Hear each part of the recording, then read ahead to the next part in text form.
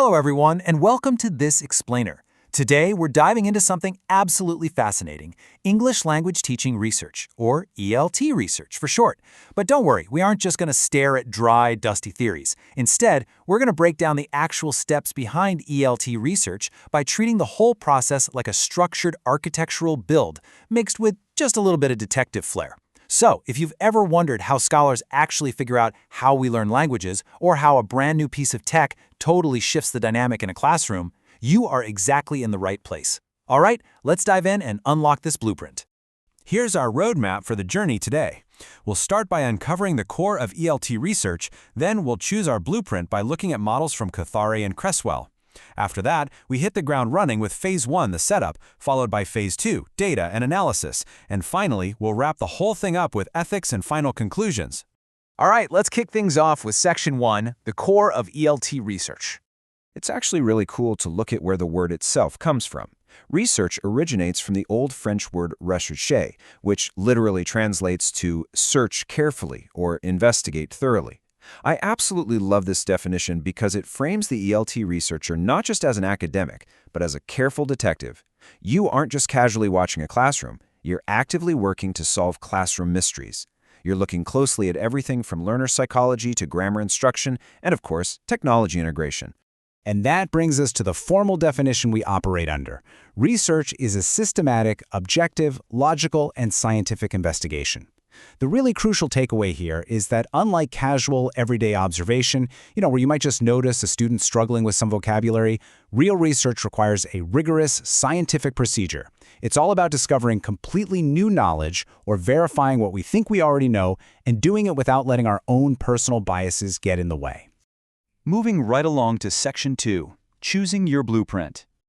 Every good investigator needs a solid blueprint before starting a case, right? So let's look at the two major ones scholars rely on. First, we have the Kothari model. Kothari provides a highly scientific, very quantitative framework that's heavily favored by Indian universities. It's all about the numbers, formulating hypotheses, sampling, and statistical analysis. On the flip side, we have John W. Creswell's model. This one is an educational, mixed methods approach that's highly recommended and used by international universities. Creswell focuses heavily on the qualitative side of things, the human element, right alongside the numbers. You might be wondering, how do modern scholars pick just one? Well, a lot of the time, they actually don't. They blend them together using a research paradigm called pragmatism. Basically, this uses both qualitative and quantitative methods, and it's highly preferred in modern ELT research. Why? Because it lets investigators combine hard numerical data, like test scores, with rich personal insights like one-on-one student interviews. It gives you the full 360-degree picture of what's really happening inside the language classroom. Now for the actual build. Section 3, Phase 1, the setup. Let's break down how this investigation gets built step by step. Step 1, identify the problem. You have to find a specific classroom issue that needs solving. Step 2, review the literature. Think of this as gathering your background intel. What if other scholars already figured out about this? Step 3, define your objectives. What exactly are you trying to achieve here? And Step 4, form your hypotheses. Based on all that intel you just gathered, what's your educated guess about the outcome? This systematic setup is absolutely crucial for keeping your research laser-focused. Let's make this a bit more concrete and ground those abstract steps in a real ELT example. Let's say your Step 1 problem is low student motivation in a writing class. Okay, so your Step 2 literature review might explore emerging trends like ChatGPT or other AI writing tools. Then your Step 3 objective could be to measure if these tools actually increase student engagement. And your Step 4 hypothesis? Well, perhaps you predict that AI-assisted learning, or maybe a flipped classroom model, will significantly boost that motivation.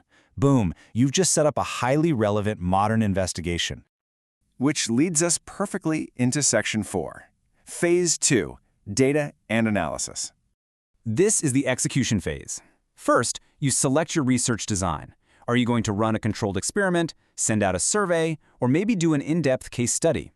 Next, you go out into the field and collect the data from your participants. Then comes the heavy lifting, analyzing that data. You're organizing all those numbers and narratives. Finally, you interpret the findings. This is the so what moment, where you figure out what the raw evidence actually means for English language teaching. But how exactly do we get our hands on that data? Well, you've got a whole investigator's toolkit to extract vital info from a classroom.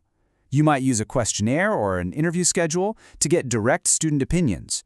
Or you could use an observation checklist to quietly watch classroom interactions.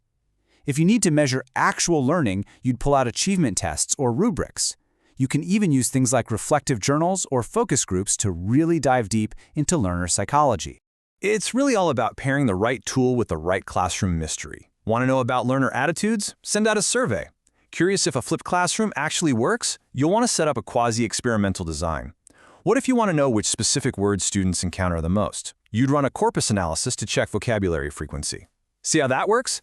It seamlessly connects the abstract research theory to actual boots-on-the-ground classroom applications.